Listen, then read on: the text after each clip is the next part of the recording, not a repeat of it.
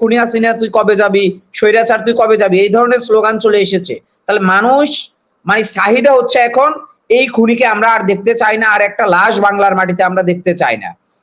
এই স্বৈরাচার এই খুনি সরকারকে পদত্যাগ করতে হবে এই সমস্ত হত্যা গণহত্যার দায়ভার নিয়ে। এত কিছুর পরে আজকে গুলি করে যেখানে ৬ জনকে হত্যা করা হয়েছে, সেখানে বাংলাদেশের মানুষ সিদ্ধান্ত নিয়েছে এই স্বৈরাচারের অধীনে এই স্বৈরাচার রাষ্ট্র ক্ষমতায় থাকুক। যাদের রক্তে মানে ছাত্রদের রক্তে যাদের হাত রঞ্জিত, তারা কি করে আমার দেশের রাষ্ট্র ক্ষমতায় থাকবে? ছাত্ররা মানে গুলি খেয়ে মরা যেহেতু শিখে গেছে, সুতরাং এই ছাত্র সমাজকে এই উত্তাল রক্তকে কেউ থামাতে পারবে না। স্বৈরাচারের বন্দুক অপেক্ষা করে তারা যেখানে গুলির সামনে ট্যাঙ্কের সামনে নিজের জীবন দিয়ে দিচ্ছে, তাহলে তাদেরকে বাঁচানোর জন্য কেউ নেই। এখানে আমার জীবনে নিরাপদ না আজকে এই স্বৈরাচারের কাছে, সেখানে আমি সম্পদের কথা কিভাবে যাব? সারা দিন হচ্ছে আমাদের যে আন্দোলনটা চলছে সেটা হচ্ছে বৃষ্টি। আজকে সারা দিন কিন্তু ঢাকা সহ সারা দেশে প্রচন্ড পরিমাণ বৃষ্টি ছিল। এই ঝড় বৃষ্টির মধ্যে দিয়ে মানুষ যেভাবে রাস্তায় নেমে এসেছে, আমি বলবো যে আজকের দিনটাকে বিশেষ করে এত বৈরী আবহাওয়ার মধ্যে সাধারণ মানুষ যেভাবে রাস্তায় নেমে এসেছে, এটাকে একটা গণ আন্দোলন বললেও ভুল হবে, এটাকে আমরা এখন একটা গণ অভ্যুত্থান বলবো। যে মানুষ এখন পরিবর্তন চাচ্ছে স্বেচ্ছায়। আর আপনাকে আমি একটু মনে করিয়ে দিতে চাই, একটু সংশোধন করিয়ে দিতে চাই। আপনি বললেন শুরুতেই যে কোটা সংস্কার আন্দোলন, আমাদের 18 সালে কিন্তু কোটা সংস্কার আন্দোলন ছিল। এটা কোটা সংস্কার আন্দোলন না, এটা হচ্ছে বৈষম্যের বিরুদ্ধে আন্দোলন। হ্যাঁ, আপনি দয়া করে এটা বলবেন, কারণ কোটা সংস্কার আন্দোলন আমরা 18-তে করেছি। আমাদের আজকের প্ল্যাটফর্ম হচ্ছে বৈষম্যের বিরুদ্ধে। এখানে বৈষম্য বলতে দেখেন, শুধু সরকারি চাকরিতে কোটার বৈষম্য না, সারা দেশে আজকে পুরো দেশ আজকে বৈষম্যে বিভক্ত। মানে একটা শ্রেণী হচ্ছে সুবিধাভোগী, আর একটা শ্রেণী হচ্ছে আপনার মজলুম ছাত্র জনতা। যারা ছাপারার তারা হচ্ছে আমাদের সাথে আছে। এটা শুধু মানে চাকরির ক্ষেত্রে না, প্রতিটা ক্ষেত্রে। আপনি আজকে ওয়ার্ডের মানে একজন গ্রামের একজন এই ফকিদের থেকে শুরু করে সচিবালয় সচিব পর্যন্ত আজকে বৈষম্যের শিকার। প্রতিটা জায়গায় দলীয়করণ, শুধু একটা দলীয়করণ প্রতিটা জায়গায়। তো সেই জায়গা থেকে আমি বলবো আজকে এটা একটা বৈষম্যের বিরুদ্ধে পুরো দেশের আন্দোলন, এটা কোটা আন্দোলন নয়। আমি বলবো দেখেন, এই যে আজকে সারাদিনে যা হয়েছে, এত কিছুর পরেও আমাদের এত মানে পুরো দেশ বলছে যে গুলি করা যাবে না, গুলি করা যাবে না, সেখানে আজকে আন্দোলনে গুলি করে অফিসিয়াল ভাবে আসছে টিভি মিডিয়া থেকে 6 জন, কিন্তু আমি বলবো যে এই সংখ্যা 20 জন 25 জন ছাড়িয়ে গিয়েছে।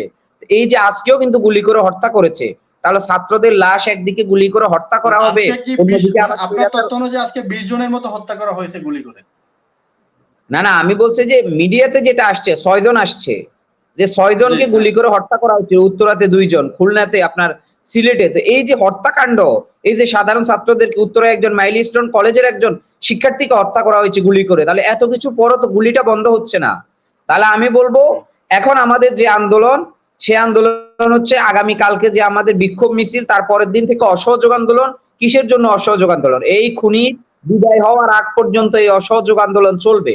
এটা হচ্ছে আমাদের ছাত্র এবং জনতা নির্ধারণ করে নিয়েছে। আজকে স্লোগানগুলো আপনি দেখেন, প্রতিটা জায়গায় আজকে খুনি হাসিনা তুই কবে যাবি, স্বৈরাচার তুই কবে যাবি, এই ধরনের স্লোগান চলে এসেছে। তাহলে মানুষ মানে চাহিদা হচ্ছে এখন এই খুনিকে আমরা আর দেখতে চাই না, আর একটা লাশ বাংলার মাটিতে আমরা দেখতে চাই না। আজকে দেখুন, আমি একটু আপনাকে স্মরণ করিয়ে দিতে চাই, স্বাধীনতার ঘোষণাপত্র অর্থাৎ 10 এপ্রিল মুজিবনগরে যে ঘোষণা দিয়েছে, স্বাধীনতার 54 বছর পরেও কি আমরা সেটা থেকে বেরিয়ে আসতে পেরেছি? সেই ঘোষণাপত্র যখন বাংলাদেশের সংবিধান হয় নাই, তখন এই যে বাংলাদেশের যে মূল মন্ত্র ঘোষণার স্বাধীনতা, সেটা হচ্ছে আপনার ন্যায় বিচার, আপনার সামাজিক মর্যাদা, এই মানবিক মর্যাদা, সামাজিক ন্যায় বিচার এবং সমতা। এই যে তিনটা আসছে, আজকে কি আমরা সমতার বাংলাদেশে আছি? আজকে কি আমরা সবাই নিরাপদ? আমরা তো কেউ নিরাপদ না। আমাদের সম্পদ তো পরে আসবে, সেকেন্ড অপশন হচ্ছে আমার সম্পদ, রাষ্ট্রীয় সম্পদ, আমার বাড়ি, যেখানে আমার জীবনে নিরাপদ না আজকে এই স্বৈরাচারের কাছে, সেখানে আমি সম্পদের কথা কিভাবে যাব? সুতরাং এই জায়গায় বলবো সাধারণ মানুষ স্বেচ্ছায় আজকে রাস্তায় নেমে এসেছে। আপনি দেখুন আজকে দিনের চিত্রটা যদি দেখেন, আমার কাছে মনে হয় তো স্বাধীনতার আগেও এরকম বৈরী আবহাওয়ার মধ্যে স্বাধীনতার পরে এই প্রথম বাংলাদেশের মানুষ একটা গণ আন্দোলনের সৃষ্টি করেছে। এটা আজকের দিনটা ইতিহাস হয়ে থাকবে সারা মানে বিশ্ববাসীর কাছে, সারা দেশের কাছে, যে এত ঝড় তুফানের মধ্যে মানুষ মানে পিঁপড়ের মতো রাস্তায় নেমে এসেছে। কিসের জন্য মানুষ রাস্তায় নেমে এসেছে? তার ভাইয়ের রক্তের বদলা নেওয়ার জন্য।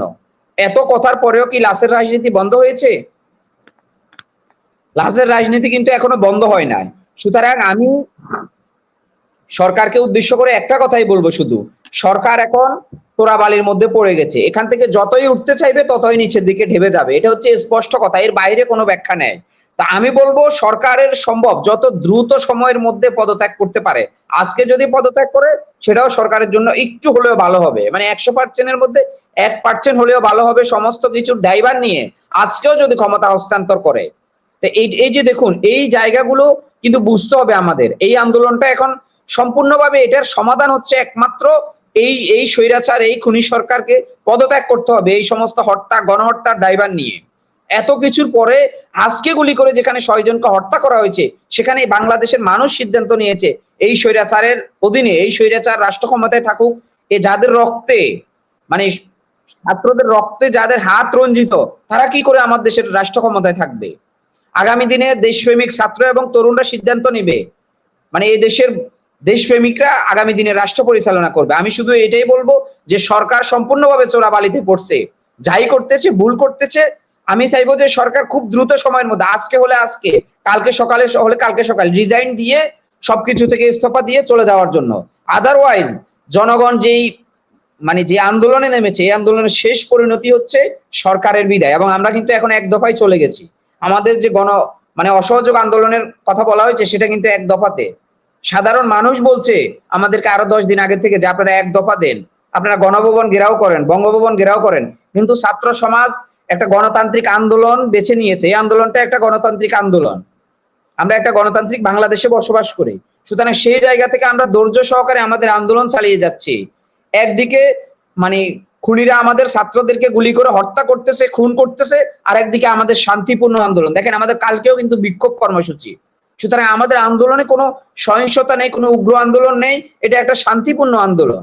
তা আমি বলবো জামাত শিবির ইস্যুতে আসলে বারবার বলার কিছু নাই। আমাদের আন্দোলনের মধ্যে জামাত শিবির আছে কিনা সেই প্রশ্নেই আমি যাব না।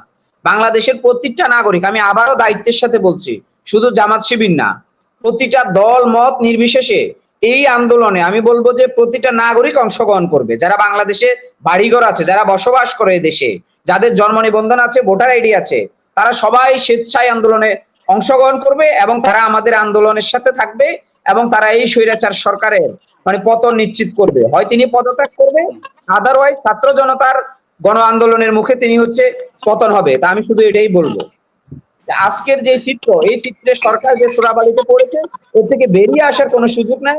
আবার আমাদের যেহেতু ছাত্ররা মানে গুলি খেয়ে মরা যেহেতু শিখে গেছে, সুতরাং এই ছাত্র সমাজকে, এই উত্তাল রক্তকে কেউ থামাতে পারবে না। স্বৈরাচারের বন্দুক অপেক্ষা করে তারা যেখানে গুলির সামনে, ট্যাঙ্কের সামনে নিজের জীবন দিয়ে দিচ্ছে, তাহলে তাদেরকে বাঁচানোর জন্য কেউ নেই।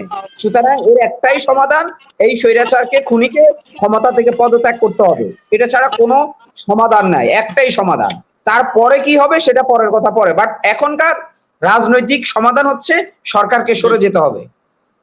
ইসমাইল, তাহলে আপনাদের যে এক দফা সরকার পতনের আন্দোলন, এখন থেকে যে আন্দোলন চলবে সেটা এক দফা দাবি সরকার পতনের আন্দোলনের রূপ নিয়েছে আপনাদের আন্দোলনটা। তো এখন আর কোটা সংস্কার বা বৈষম্য বিরোধী কোটা আন্দোলনের মধ্যে আপনারা নেই? না না, বৈষম্য বিরোধী আমাদের আন্দোলনটা এখন পর্যন্ত বৈষম্যের বিরুদ্ধে আন্দোলন। তো সরকার পদত্যাগ হয়ে গেলে কি আমাদের বৈষম্য চলে যাবে? এই বৈষম্য, সরকার পদত্যাগ হচ্ছে ফার্স্ট, অর্থাৎ সরকার না, আমরা বলবো খুনি যারা আমাদের ছাত্রদেরকে খুন করেছে, এই খুনের দায়ভার নিয়ে এই সরকার ক্ষমতা থেকে দ্রুত সময়ের মধ্যে চলে যেতে হবে। এটা হচ্ছে আমাদের 1 নাম্বার দাবি। এই দাবি পূরণ হলে আমাদের 2 নাম্বার দাবি আসবে যে আমাদের বৈষম্য বিরুদ্ধে আমরা কিভাবে বাংলাদেশকে একটা সোনার বাংলা হিসেবে গড়ে তুলবো।